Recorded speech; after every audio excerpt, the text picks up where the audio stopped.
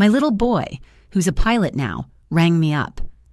"Mom, weird stuff's going down," he said. "My brother's wife is over at the place." "Yeah, she is," I shot back. "She's in the bathroom washing up."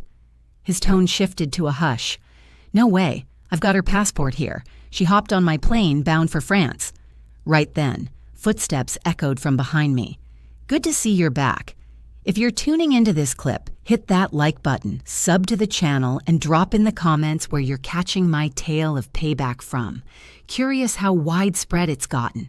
That day started off routine, like so many others, with me hustling to clear the breakfast dishes. My eldest boy, Steven, had dashed off to his job at dawn, leaving things peaceful around the home. His kid, my grandkid Matthew, that sharp 7-year-old mischief maker, had already been scooped up by the bus, and Araceli, Steven's spouse and my daughter-in-law, had headed up to the second floor moments earlier. Her gentle tone drifted down. "Mom, I'm hopping in for a fast rinse." "Sure thing," I said with a grin, giving a quick nod. I just stowed the final dish when the house phone buzzed. I wiped my apron on my hands and rushed over to pick up. The lively, fresh sound of my youngest, Ivan, came through. "Mom, just checking in. Got a break during my stopover at the airfield." His words wrapped around me like a cozy embrace. Ivan's my biggest source of pride, that eager co-pilot always jetting about, chasing the sky-high ambitions he dreamed of as a kid. I beamed and quizzed him a bit on his trip, on how things were treating him. He chuckled deeply, insisting all was well, that the job was cruising along fine. But out of nowhere, his vibe turned cautious, like he was weighing his words. "Hey, Mom, this odd thing popped up. My sister-in-law is supposedly at home."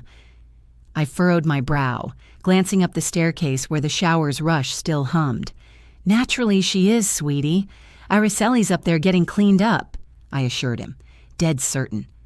Araceli had chatted with me not even 10 minutes prior, dressed in her usual comfy white top. What could possibly be off? Yet Ivan went quiet on the line for what felt like ages, his breaths audible. Then he spoke gravely, laced with shock. "Mom, no chance. I've got her passport gripped in my palm. She settled into my flight to France just now." I chuckled, figuring he'd mix things up. "Ah, kiddo, you must have glimpsed the wrong one. I literally spotted Araceli here. She even mentioned heading for a shower." I aimed to soothe him with steady words, but he stayed stone-faced, no usual banter. Instead, he recounted deliberately, like piecing together a puzzle in his thoughts, how once everyone was aboard, he dashed back for overlooked documents and stumbled on a passport by the gate. Initially, he planned to hand it to security, but flipping it open to check the owner, he went rigid. Araceli's picture stared back. Her details screamed out, unmistakable. My pulse quickened, though I fought to keep cool. "You positive, Ivan? Maybe it's a lookalikes," I suggested, despite a nagging doubt starting to poke. Ivan exhaled, his reply blending confusion and resolve. "Mom, I even slipped into the cabin to confirm. There she is in premium seating, beside some sharply dressed guy who screams wealth. They leaned in tight, chatting like old flames." His revelation hit like a punch. I froze in place, clutching the handset, thoughts whirling. Flames. No how, no way. I'd caught Araceli's voice from above just recently, seen her right there in our space. Precisely then, the bathroom faucet cut off. The bedroom entrance creaked, and Araceli's call floated from the landing, mellow yet clear enough to jolt me. "Mom, who's on the line?" Dread surged. My heart thumped wildly, threatening to leap free. "Oh, just an old pal," I blurted, voice quivering, then bolted to the den to dodge her curious peek from the steps, wet strands dripping. I shut the door softly and murmured into the receiver, masking my jitters. "Ivan, I swear Araceli's voice just rang out. She's down here, fresh from her rinse. You double-checked."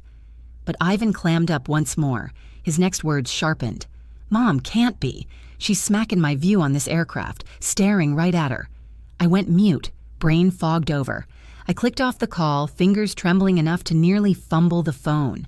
The den closed in, oppressive, despite the vibrant daylight pouring in.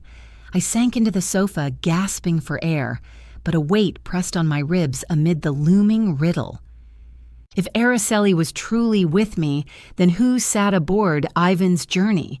And if she, the lady from the plane, turned out to be Araili, who could that possibly be, the one right here in my home? Moments afterward, Arai descended into the kitchen. Dressed in a fresh, pale blue outfit with her hair still wet, she greeted me with her usual gentle smile. "Mom, I'm heading to the market bright and early today. Need me to pick up any veggies or other stuff?" Her tone was warm and routine, as though everything was perfectly normal.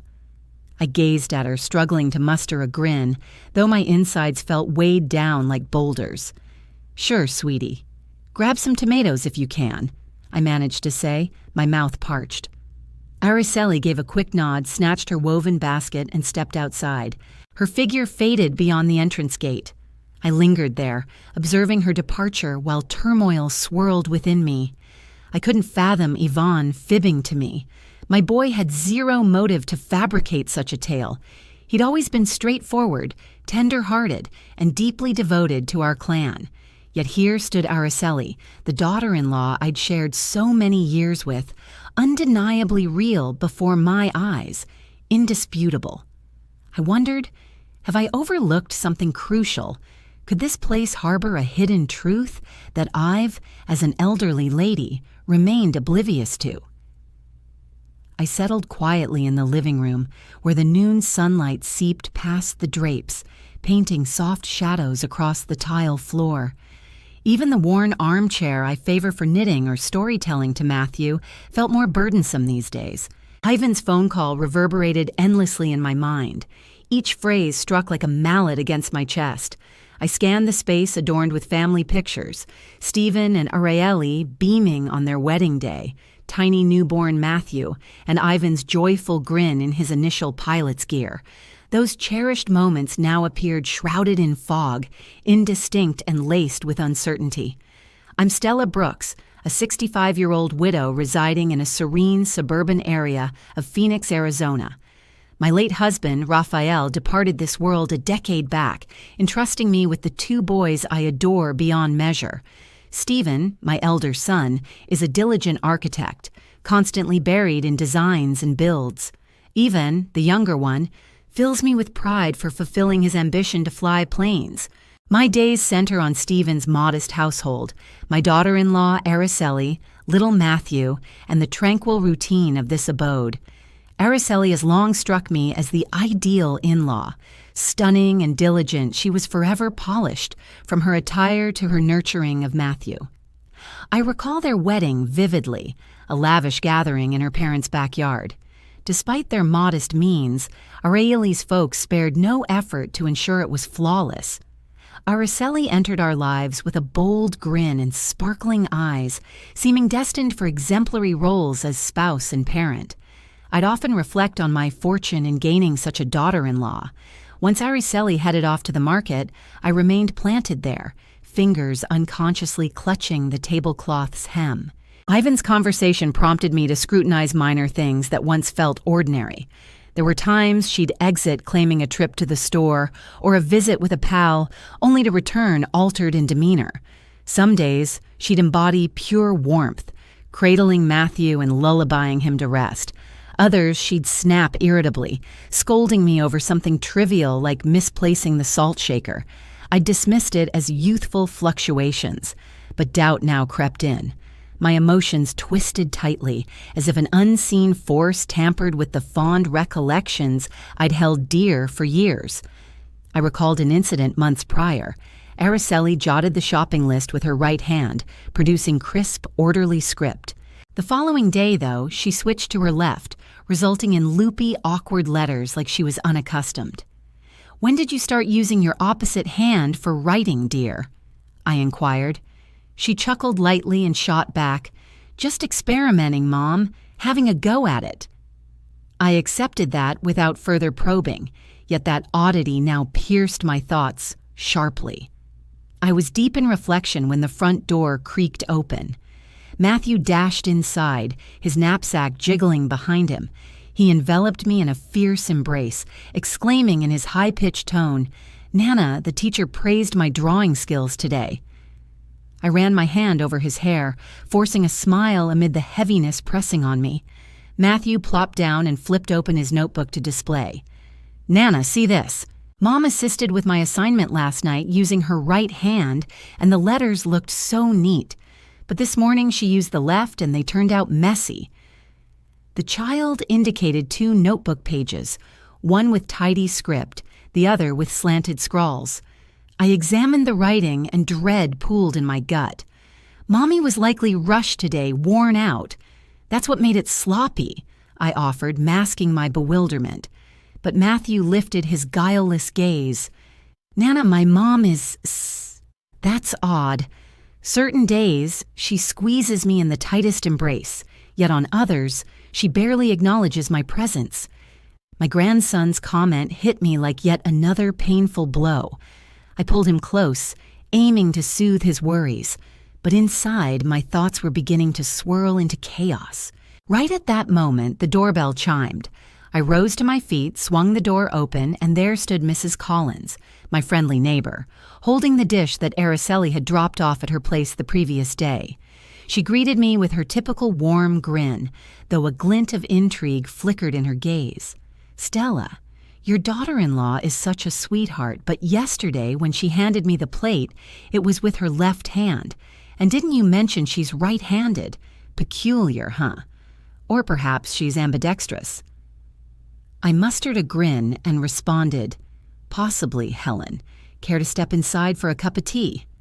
She agreed and entered, yet her remark lodged in me like a sharp splinter. It wasn't only in my imagination. Others around us were picking up on the odd shifts, too. I poured her some tea and we chatted idly about neighborhood happenings. But the instant she departed, I collapsed onto the sofa, clutching my chest. A chill gripped me, as though the ground beneath was crumbling away. Later that afternoon, I headed to the garden with the watering can, allowing the liquid to trickle softly over the daisies I'd nurtured for decades. The sun dipped toward the horizon, tree shadows elongated over the lawn, yet my spirit remained restless.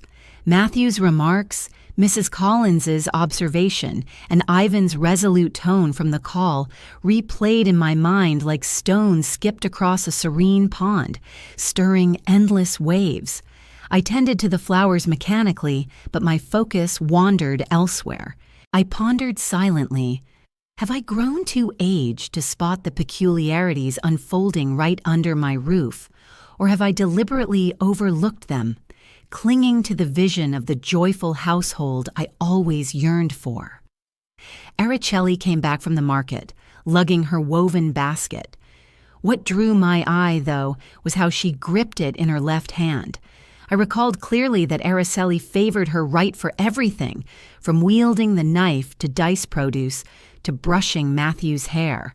I paused, observing as she set the basket on the kitchen counter, then murmured softly, "What have you picked up, Araceli?"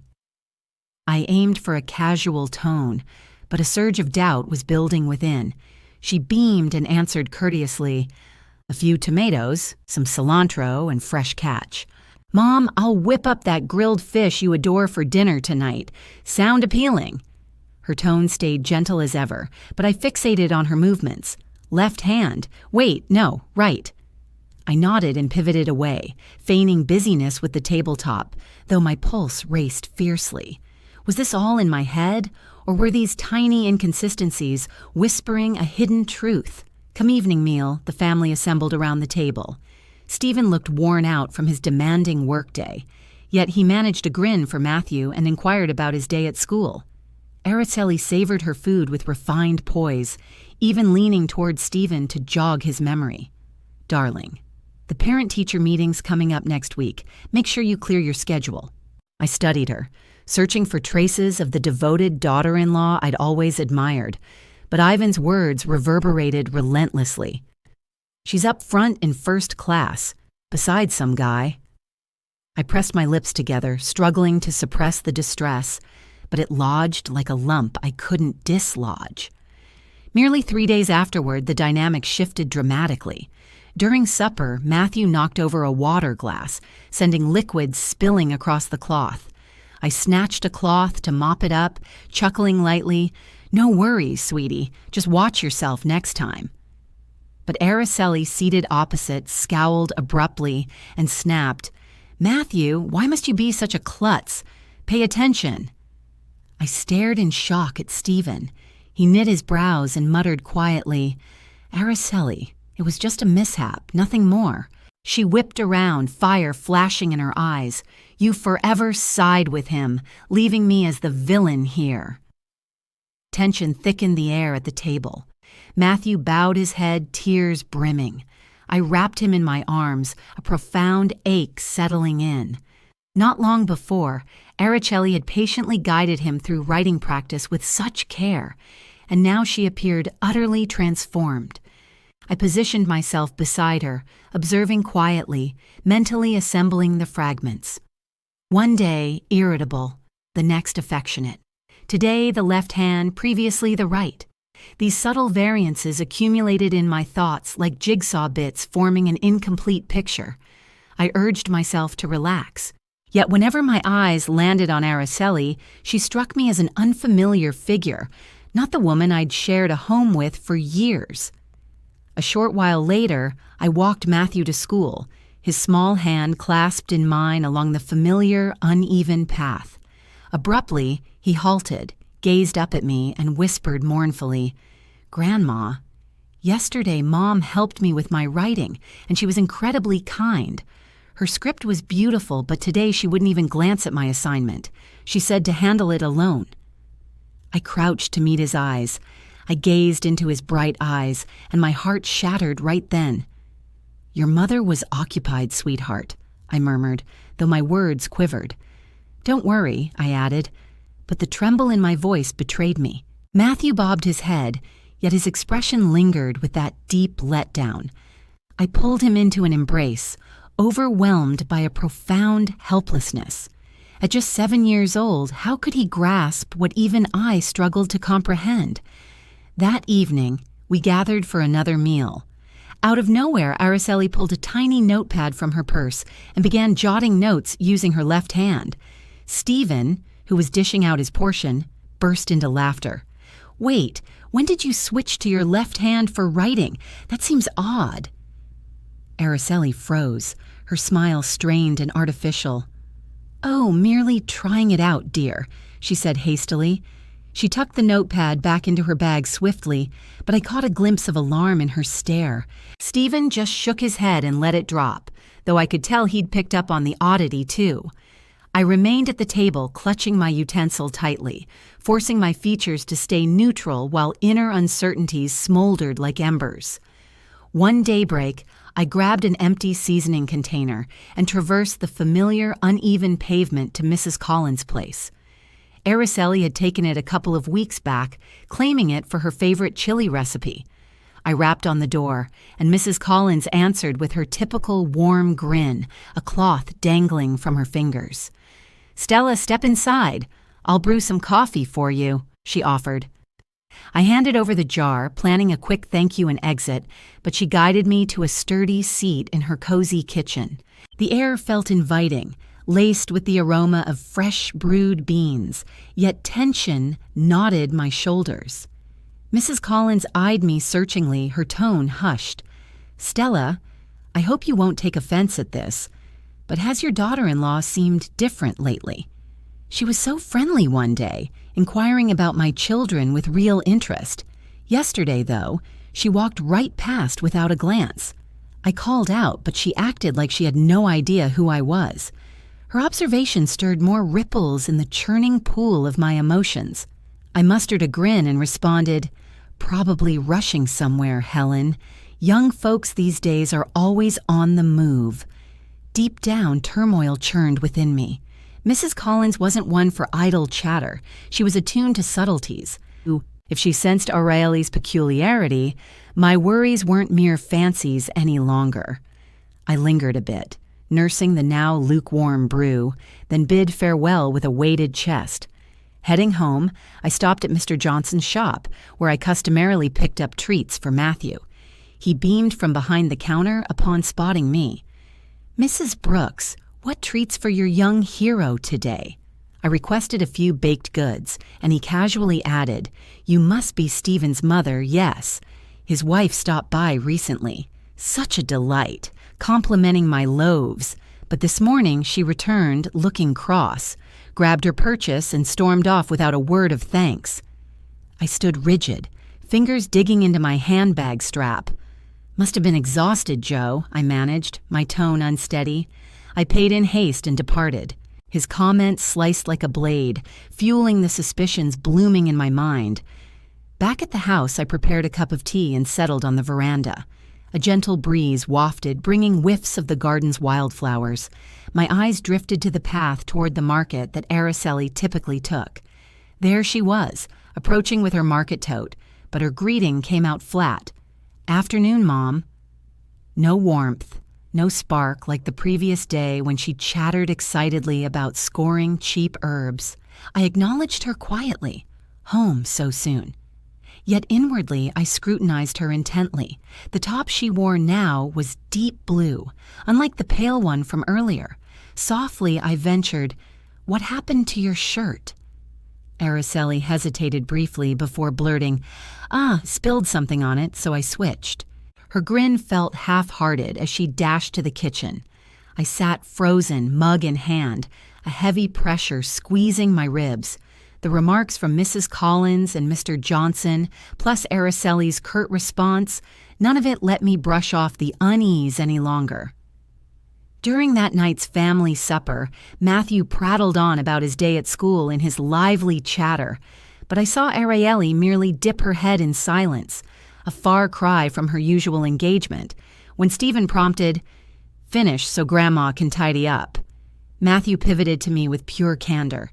"Nana, my mom skipped the bedtime tune last night, but the day before she hummed that pretty melody you do for me, Cielito Lindo, and it was lovely." I glanced at Araceli, who kept portioning her meal impassively, but my grandson's innocent remark pierced me sharply. That cherished cradle song, Cielito Lindo, which I'd crooned to Stephen and Yvonne, remained a secret melody known only to Araceli and me in our home. So why had she? Why had she hummed that tune the day before but skipped it now? Why the sudden shift in her demeanor? I rose to gather the dishes, yet my thoughts drifted far away. Memories flooded back of moments when Araceli would step out, claiming a visit to a pal, only to come home with an odd expression. Once she arrived clutching a vibrant bunch of blooms, insisting a buddy had handed them over. Yet on another occasion, she snapped when I inquired, "Where have you been that's kept you out till this hour?" Though I dismissed those incidents as trivial back then, but suddenly they felt like clues to a larger mystery. I resisted the idea that Araceli was concealing anything from me, though her every phrase and movement stirred fresh uncertainty. That evening, once the kitchen was tidy, I settled at the dining table and pulled an aged journal from the cabinet. My fingers trembled as I jotted the initial entry. 3:00 p.m. Araceli heads to the store, back by 6:00 p.m. in a blue top. Snappish vibe. I wasn't sure what possessed me, but I realized ignoring the signs wasn't an option any longer. I continued scribbling. The prior day, she'd crooned a lullaby to Matthew with such warmth. Today, she was distant, silent. Each notation felt burdensome, like etching my fears into permanence. That worn journal now brimmed with observations on Araceli. Every entry captured a fragment of my unease, building an image I shrank from facing. Perched in the kitchen, I stared at the journal, my chest tight with sorrow. Bottling these worries inside was impossible now. They surged like tides, crashing and receding, stranding me in bewilderment. I craved a confidant, someone empathetic, non-judgmental, who wouldn't leap to assumptions. Carol sprang to mind right away, my lifelong companion from our girlhood days, lounging beneath that oak, needles clicking as we swapped tales of our worlds. I grabbed the receiver, my words quivering. "Carol, got time this afternoon. Meet at the cafe nearby. I need to vent." She agreed without pause, her tone soothing as always. Stella, I sense trouble. Hang tight, I'm heading over. A sliver of ease washed over me, though the anxiety lingered heavily. I draped my faded wrap and ventured out to our quaint corner spot, where Carol and I had confided countless triumphs and heartaches. The venue hadn't changed, those deep-toned wood surfaces and the rich aroma of beans just ground. I picked a secluded nook with muted lighting, ensuring privacy for our chat. There I lingered, cradling the steaming mug, my spirit chilled despite the warmth. I pondered how to voice these nagging doubts. How could I confess suspecting my own daughter-in-law? Carol showed up in a soft knit and tote of crisp produce. She took her seat and met my gaze with that piercing yet kind stare. Stella, your expression says it all. Something major's amiss. Spill it. What's eating at you? I drew in a steadying breath, fighting to keep my tone even, but the confession lodged in my chest. I recapped it all briefly. Ivan's airport ring, Araceli's travel document, the passenger mirroring her aboard the flight, plus those tiny shifts I'd logged, from her handwriting grip to her temperament flipping, like dusk to dawn. From my purse, I drew the journal and passed it over. See, I've documented it all. Maybe it's in my head, but I refuse to play the idiot. Carol scanned the sheets, brow furrowed. She pored over my unsteady script deliberately. You've caught it all, Stella, she remarked gravely. Each departure and return she's transformed. What's your hunch? I shook my head, clutching the mug tighter. No clue, Carol, just terror. Terror that Araceli's withholding secrets. Terror that probing further could shatter our home. Yet I can't quit. Truth matters. For Stephen. For Matthew. Carol set her drink aside and fixed me with resolve. You don't dupe a woman that easily, Stella. What says your instinct? Bet there's foul play afoot. Dig deep. I wavered, my speech dropping to a murmur. But suppose I'm wrong. Suppose I wound Stephen. Carol cut in decisively. Follow your instincts. Without answers, doubt will haunt you forever, and you can't shield Matthew or Stephen that way. At that moment, Mrs. Jenkins, the market vendor I knew, entered the cafe. Spotting me, she beamed. Mrs. Brooks, fancy meeting here. Saw your daughter-in-law last week at the stalls. Such a sweetie. She grabbed an additional cilantro bundle for her recipes. But earlier today, she passed through again, all stern-faced. Barely a nod. Snagged her goods and vanished. Trouble in the family. I mustered a grin and answered, probably just worn out, Marie. But deep down, I felt like I was sinking under the weight. Someone else had picked up on Arai's odd behavior too. I expressed my gratitude to Mrs. Jenkins, saw her off, and shifted my focus back to Carol. My gaze betrayed my anxiety. Carol grasped my hand, her tone turning gentle. Look, Stella, you're not imagining it. The neighbors see it as well. Stop denying what's right in front of you. Jot down every detail, and if necessary, you'll need to trailer. Not to cause harm, but to safeguard your loved ones. I agreed with a nod, though dread settled in my chest. Carol's advice rang true, yet the thought of shadowing my daughter-in-law left me feeling like a traitor to my own kin. I devoted my entire life to nurturing this household, and now I faced an unthinkable task, scrutinizing a family member. That afternoon I made my way back home, my thoughts still chaotic. Araceli stepped out with her customary red basket in tow. Mom heading to the market for a spell, she murmured softly. I acknowledged her with a nod, but the moment she vanished past the gate, I flipped open my notebook and scribbled 3 p.m. Araceli heads to the market with a red basket. Demeanor unremarkable. I lingered there, eyes fixed on the clock, tallying each passing minute. By 6 wow, she reappeared, but the basket clutched in her grip was blue. Startled, I inquired, "Did you change baskets?" She flashed a smile and responded swiftly, "Yeah, the other one gave out, and a friend offered this instead." I dipped my head in agreement, though my fingers trembled as I updated the entry. Returned at 6 p.m., blue basket in hand, speech slightly hurried. The entries were accumulating. Every notation drew me nearer to uncovering the reality, yet farther from the devoted mother who embodied unwavering affection and faith.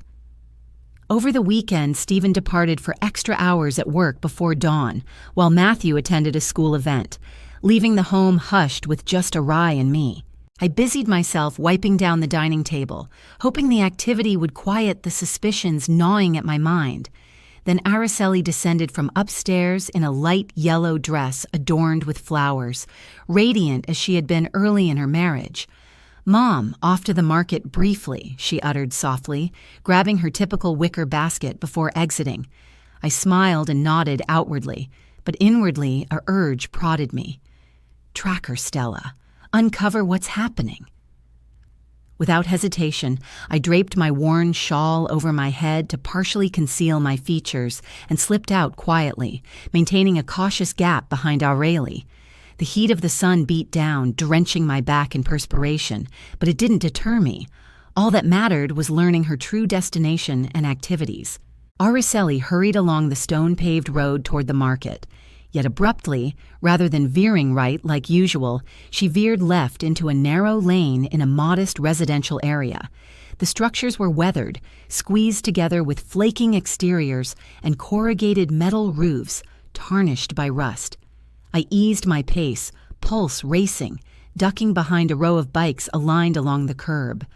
Araceli never glanced over her shoulder. She pressed on into a tighter passageway where daylight struggled to penetrate. I concealed myself near a repair garage where a worker was focused on securing bolts. I watched as Araceli paused at a faded wooden entrance, rapped lightly, and then entered, vanishing from sight. I remained rooted, breaths coming in gasps, mind reeling. What business did my daughter-in-law have in that place?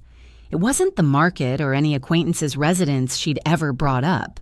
Part of me yearned to approach, rap on the door, and confront her outright, but my legs refused to budge, fixed in place. Fear of the revelation gripped me, terror that it might shatter our world. Ultimately, I pivoted and retreated homeward, burdened by unanswered queries, each footfall more burdensome than the previous. As I nudged the gate aside, I halted abruptly. Araceli stood in the kitchen, slicing produce while wearing a crisp white blouse, utterly unlike the floral attire she'd worn upon leaving. Her brow furrowed, and she fixed me with icy, piercing eyes. "Where have you been, Mom? You're only just returning." I froze, throat parched, words failing me. Mere moments earlier, I'd witnessed her entering that lane in the yellow dress. How had she returned so fast? And that blouse? I faltered. I merely took a stroll, nothing more. Araceli inclined her head silently, yet her stare chilled me to the core. I ascended to my bedroom under the pretense of searching for an item, but truly to flee that penetrating look and soothe my hammering heart. That evening, as I sat crocheting, Matthew burst in, face flushed from outdoor play. He clung to my legs, weeping. "Grandma, Mom scolded me harshly for merely dropping a pencil. She's not like she was yesterday. Yesterday she was kind and even embraced me." I enveloped Matthew in my embrace, smoothing his hair, though anguish scorched within me. "Your mom was exhausted, sweetheart. No need to fret," I murmured, my words quivering. Matthew buried his face against me and breathed. "Grandma, I miss the mom from yesterday." I held him closer, tears threatening to spill.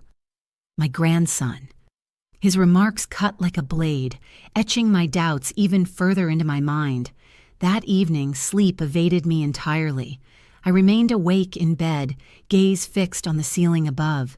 The scenes looped endlessly in my thoughts. Araceli entering the alley in her flowery dress. Araceli positioned in the kitchen, wearing that white top, and Ivan's declaration echoing, "She's on my flight." From the drawer, I retrieved the notebook and jotted down a single line. I hardly trusted my own words. Perhaps they aren't the same individual. Those words struck me like a hex, sending shivers through my body. Come morning, I resolved to return to that narrow passage. The uncertainty had become unbearable.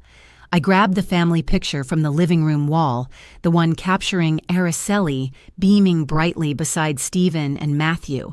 Clutching it firmly, I stepped out, resolute yet gripped by fear. The alley stood unchanged from the day before, quiet and gloomy. I paused by a vendor selling corn, where a woman in her middle years tended the glowing coals with a fan.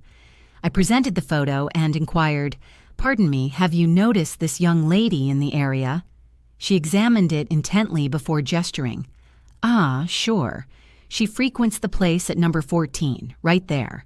I expressed my gratitude, pulse racing wildly, and headed directly toward the dwelling.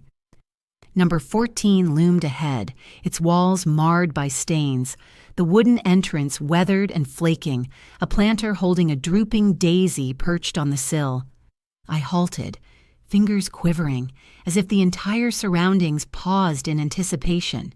Rapping on the door, each tap reverberated like a strike against my ribs. The panel swung open, leaving me utterly mute. There stood a woman who mirrored Araceli perfectly, face, figure, cascading dark locks. The sole variance lay in her alarmed expression and the way her grip trembled on the cloth she clutched. I faltered, voice cracking. "Araceli." She flinched, squeezing the fabric harder, and moved to force the door closed. But at that moment, a voice emerged from within, gentle yet resolute. "Isadora, stop concealing yourself. You realize this isn't right either." I glanced inside and watched as another young woman emerged from the shadows, positioning herself directly behind the Araceli look-alike. Slender, with tresses pulled into a neat knot, she possessed sharp yet compassionate eyes. Meeting my gaze, she offered a faint smile. "I'm Lucy Miller, Isadora's housemate, Mrs. Brooks. Do enter." The moment has arrived for the full story. Drawing in a steadying breath to steady my unsteady limbs, I crossed the threshold into the modest home topped with corrugated metal. The surfaces bore marks of wear, the cement ground fractured, and a subtle antiseptic odor lingered. In one corner, an elderly gentleman hacked softly from a worn mattress draped in a threadbare cover. The confines seemed to press in on me, yet I advanced and settled into the seat Lucy indicated. The woman resembling Araceli bowed her head, murmuring almost inaudibly, "Forgive me, I'm not Araceli. I go by Isadora." I stared at her, thoughts swirling chaotically, words failing me. Isadora. The moniker felt unfamiliar, yet the features rang achingly true. Tightening my interlaced fingers, I strove for composure. "Tell me why you resemble my daughter-in-law so strikingly and appear at my doorstep." Isadora raised her eyes, brimming with remorse, but held back her response at first. Rather, Lucy took a seat nearby, filling a cup from a dated pitcher, and started recounting.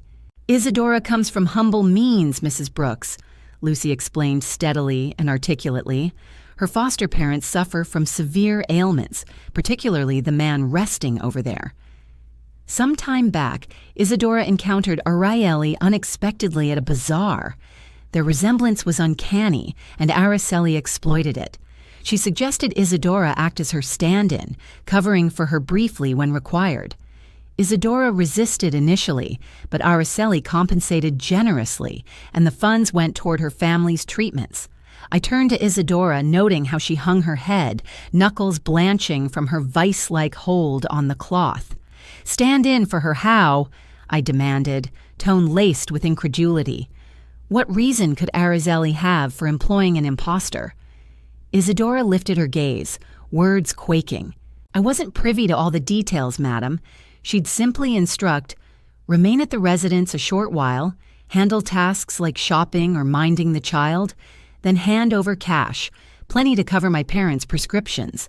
I never pressed for further insight." She dropped her chin again, and droplets traced paths down her face. Gazing at her, a constriction gripped my torso. All the peculiar inconsistencies of recent months clicked into place. The shifting handwriting, the temperament swinging from affectionate to acerbic, the tone fluctuating between warm and icy. It all aligned now, completing the enigma I'd long ignored. Lucy pressed on, her expression intensifying. Not sure if this aids, but I once spotted Ariely alongside a refined gentleman. He goes by Charles Thompson. I heard the name while they chatted in the cafe, exchanging terms like honey with tender warmth. Isadora lingered in the vehicle outdoors, completely in the dark about what was happening. Hearing the name Charles Thompson pierced me like a dagger straight to the chest. Evan's earlier statement echoed in my thoughts. She's traveling first class beside some wealthy fellow. The cramped space around me started to whirl. I struggled to compose myself, yet my fingers trembled violently enough to topple the water glass. Lucy hurried over to mop it up, but I merely waved her off. My throat tightened as I spoke. Araceli is betraying my entire family. Isadora crumbled, her words breaking amid heavy sobs. I truly apologize, ma'am. My intention was never to cause harm. All I aimed for was to rescue my parents. I gazed at this young lady whose features mirrored Araceli's exactly, yet her expression brimmed with anguish and remorse. Rage bubbled up inside me. I longed to yell. Yet facing Isadora, compassion overtook me instead. She wasn't pulling the strings. She was merely a pawn in Araceli's scheme. My whole world seemed to shatter right before me. Rising to my feet, I forced my tone to steady. Isadora, can you tell me Araceli's whereabouts? What exactly does she have you do when she requests that you impersonate her? Isadora shook her head, tears streaming down her face. No idea, ma'am. She'd simply instruct me to follow her directions and promise payment. I never pushed for details. Lucy placed a comforting palm on her shoulder before turning to me. Mrs. Brooks, I realize this cuts deep for you, but Isadora's suffering too. She had no real options. I scanned the modest dwelling, catching the faint murmurs from the man resting on the makeshift bed. Isadora's plight became clear to me, though it couldn't wash away the sting of disloyalty gnawing at my core. Balling my hands into fists, I fought off the rising tears. I hold no grudge against you, Isadora, but the full story is what I require. My son and grandson need safeguarding. Standing up, I sensed the ground giving way beneath me. Thanks, Lucy, for revealing the reality. I'll return soon. Stepping out of the home, the glaring sunlight assaulted my eyes, though an icy chill gripped my soul. Come the following dawn, I returned to that narrow lane where the discolored walls and weathered timber entrance had lodged themselves firmly in my psyche. The heat from the sun persisted, but an inner frost settled over me as though I bore the chill breeze of lingering uncertainties. I rapped on the door of Unit 14, clutching the family snapshot like a talisman to summon the bravery for confronting reality. On this visit, Isadora appeared less terrified. She swung the door open, her demeanor still reserved, yet more composed, and welcomed me inside. Mrs. Brooks, I figured you'd come back. Do enter. The place remained tiny, carrying that antiseptic odor mingled with the man's feeble hacking from the bed. I settled into the worn wooden seat and regarded Isadora. She wore a plain top, her tresses gathered in a casual ponytail. Exhaustion marked her features, but fear had ebbed away. Drawing in a steadying breath, I murmured softly, Isadora, I'd like to speak with your adoptive mother. I must grasp this situation more fully. Isadora agreed with a nod and guided me to a nook in the space, where an emaciated woman with snow-white locks reclined on the mattress, her hazy gaze fixed upward. This was Mrs. Jones, Isadora's foster parent. I clasped her delicate fingers and shared my identity. I'm Stella Brooks, mother to Stephen, spouse of Araceli. Mrs. Jones met my eyes, her breaths labored and whispered faintly, Isadora shares no blood with me. I took her in as an infant straight from birth. Her revelation struck me like a forceful impact to the skull. I went rigid, pulse racing, though I managed a composed reply. Kindly explain the sequence of events." After a rasping cough, the woman proceeded haltingly with a tale that caught me off guard. "Decades back, I worked as a nurse in a clinic at a modest village," she recounted, her tone quivering. "A destitute household brought in twin girls. Their poverty left them unable to care for both. The mother wept bitterly, insisting she could manage only one. The spare they planned to forsake. My resolve cracked. I refused to allow that infant's abandonment. Thus, I claimed her as my own. That's how Isadora came to me." She paused amid another extended fit of coughing, then regarded Isadora with boundless affection. I nurtured her like my flesh and blood, yet I recognize her yearning to locate her birth family. All I can offer is my devotion and this shelter. I perched motionless, fingers digging into the chair's arm, mind reeling. "Do you have any knowledge of Isadora's natural parents?" I inquired, my words unsteady. Mrs. Jones denied it with a shake. They hailed from an impoverished clan in a neighboring settlement. I probed little. Saving the little one was my sole concern. Turning to Isadora, I observed her head lowered, silent tears tracing her cheeks. "Mrs. Brooks, my origins remain a mystery to me," she confessed, voice thick with emotion. Encountering Araceli sparked a hope she might hold answers. Our resemblance struck me deeply. Still, she revealed nothing on the matter. A sudden breathlessness overcame me. I requested Mrs. Jones permit a glance at her archived documents, seeking any hint. She gestured toward an antique bureau. Isadora retrieved a faded envelope of brittle paper and handed it over. Within it lay, I scanned the hospital documents, a duplicate of those listing Isadora's birth date. My pulse froze as I absorbed them in a rush. Isadora's birth date matched Araceli's precisely, the one I'd spotted on her marriage records to Stephen.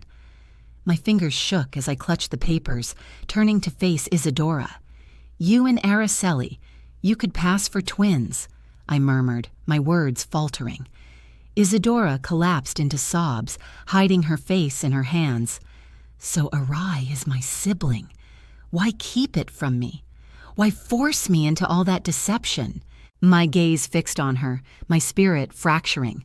Memories flooded back of Araceli arriving at our home, glowing with assurance, seeming destined for ideal matrimony and parenthood. I'd adored her. I'd trusted she'd bring Stephen joy. Yet now it hit me. She'd not only betrayed our kin, but exploited her own sister, deploying her as a stand-in to conceal mysteries too horrifying to fathom. Rising to my feet, I placed a steadying palm on Isadora's shoulder, my tone resolute yet laced with sorrow. "Isadora, starting now, no one exploits you on my watch.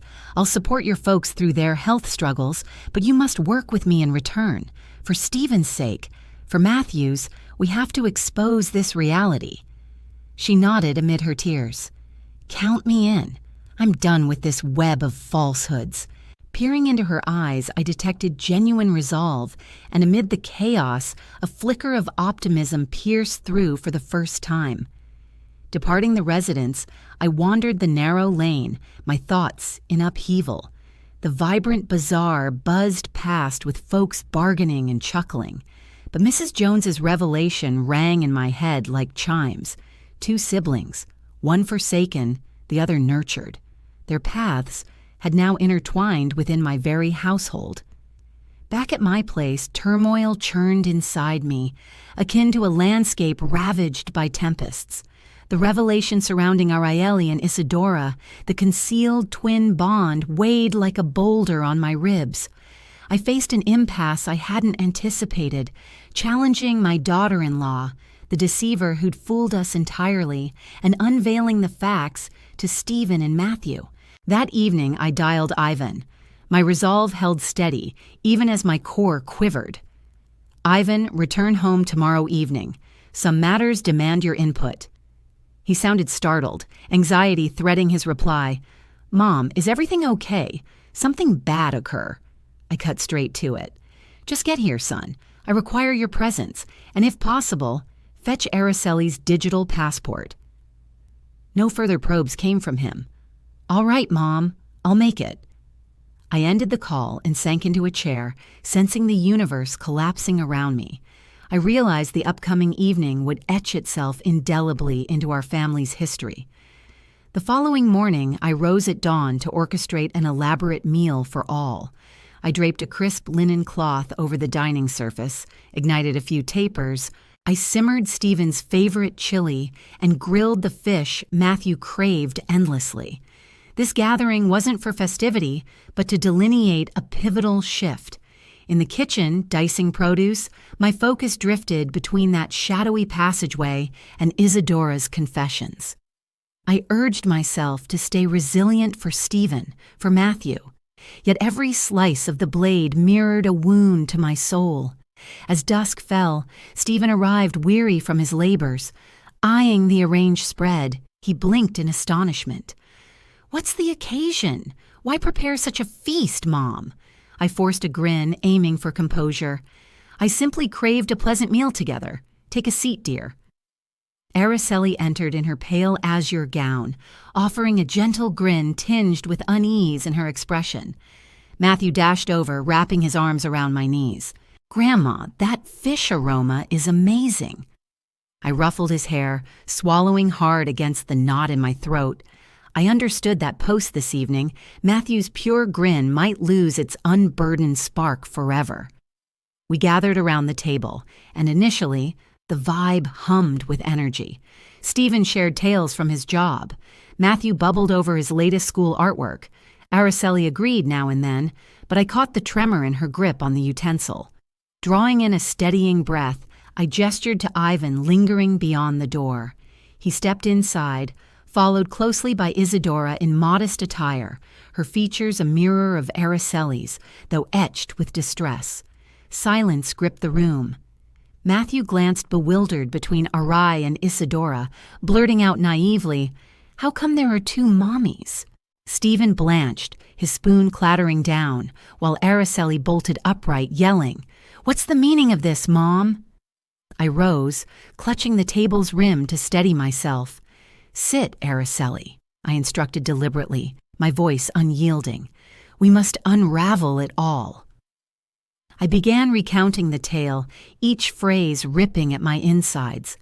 Ivan's alert from the terminal spotting her on a Paris-bound plane despite her home presence.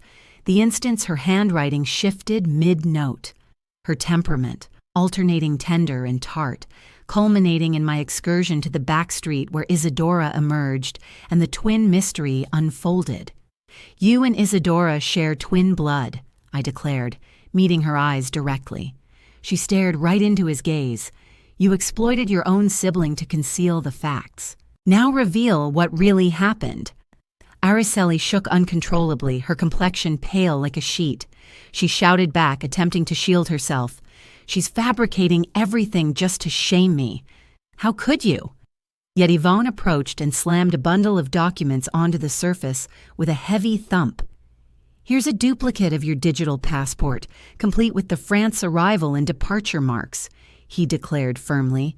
"You can't possibly be here at home while jetting off to France simultaneously." Araceli glanced at the documents, her mouth pressed thin, speechless. Matthew, positioned beside her, unexpectedly interjected with a naive yet hurt tone. "It's accurate, Grandma. Certain days my mother acts like an angel, but others she's downright cruel. I can't stand the cruel version of her." My grandson's statement hit like a dagger, forcing me to fight back sobs.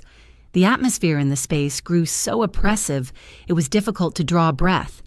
I gave a slight nod and gestured toward Lucy, who had entered quietly from the rear entrance. She positioned herself with a piercing stare and announced to the group, "I witnessed Araceli alongside Charles Thompson. They used pet names for one another, and it was her who brought in Isadora to impersonate her and mislead the entire family." Stephen faced his spouse, his words catching in his throat. "Is this the case, Araceli? Speak up. Is it?" Araceli pressed her lips together quietly for what seemed an eternity, before erupting in anger, her tone laced with rage. "Indeed, it's factual. I have an affair. I'm fed up with this destitute existence. I'm exhausted from serving as the in-law in this residence. Charles provides a lifestyle 100-fold superior, and you, Stephen, amount to nothing useful."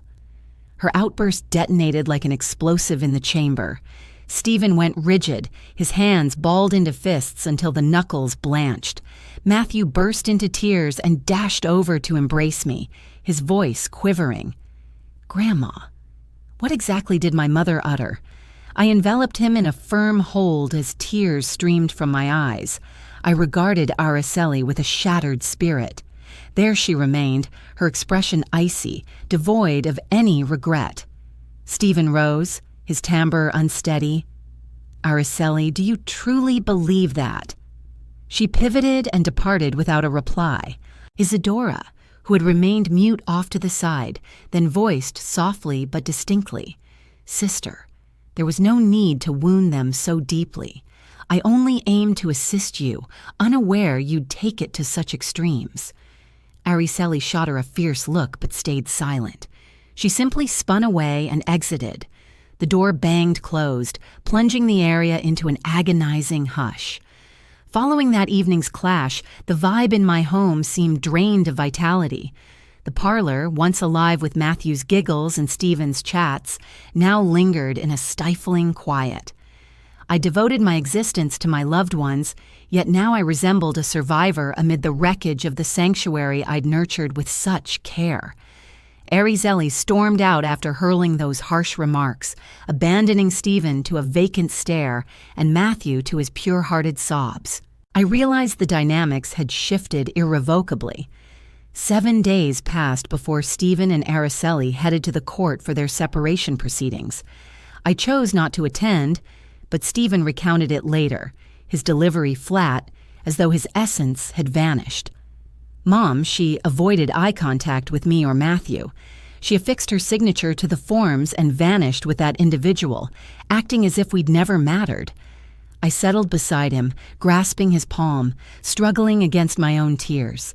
Araceli made no claim for Matthew's guardianship, treating the child as if he were merely a role in a drama she'd wearied of.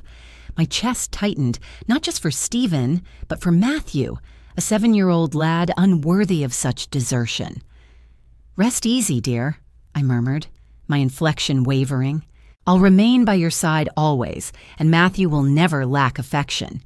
Yet deep down, I understood this scar would require ages to mend. Stephen unraveled completely. He grew withdrawn, uttering few words.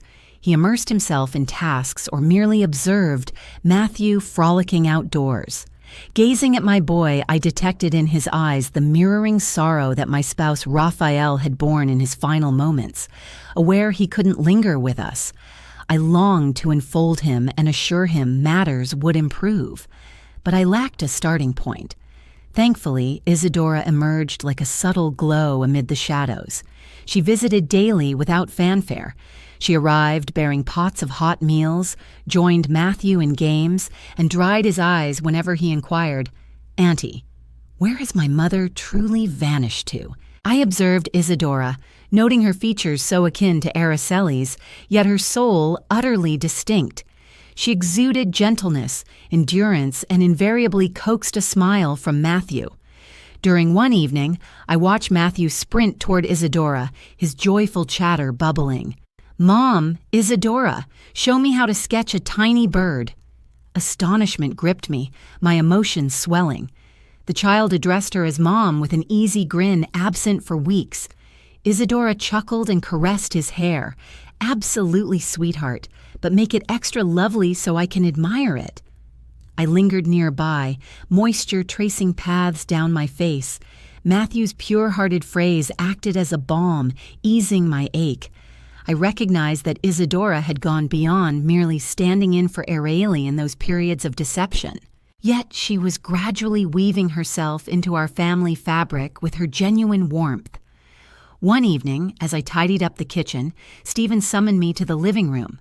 He stood there, gripping a delicate ring in shaky hands, his expression blending anxiety with resolve. Isadora lingered nearby, her cheeks rosy and eyes sparkling.